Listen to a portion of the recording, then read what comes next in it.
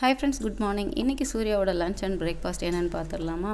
Morning பிரேக்ஃபாஸ்ட்டுக்கு இட்லி, பூண்டு குழம்பு, ஒரு கிளாஸ் மில்க்குன்னு ரெடி பண்ணி கொடுத்தா மட்டும் போதும். ஸோ அவனாகவே சாப்பிட்ருவான். அவனை சாப்பிட சொல்லிவிட்டு நெக்ஸ்ட்டு லஞ்ச் பேக் ரெடி பண்ணுறதுக்கு ஸ்டார்ட் பண்ணிட்டேன். முன்னாடியெல்லாம் பூண்டு லைக் பண்ணி சாப்பிடுவான், வேணும்னு கேட்டு வாங்கி சாப்பிடுவான்.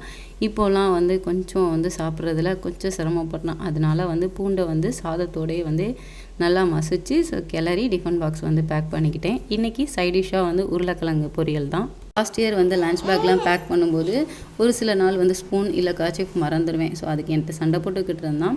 ஸோ அதுக்கு நான் சொல்லியிருந்தேன், நீ வாட்டர் பாட்டில் ஃபில் பண்ணும்போதே பக்கத்தில் ஸ்பூனும் கர்ச்சீஃபும் எடுத்து வச்சிட்டினா ஸோ நான் மறக்காமல் லஞ்ச் பேக் ரெடி பண்ணுறதுக்கு ஈஸியாக இருக்கும்னு சொல்லியிருந்தேன்.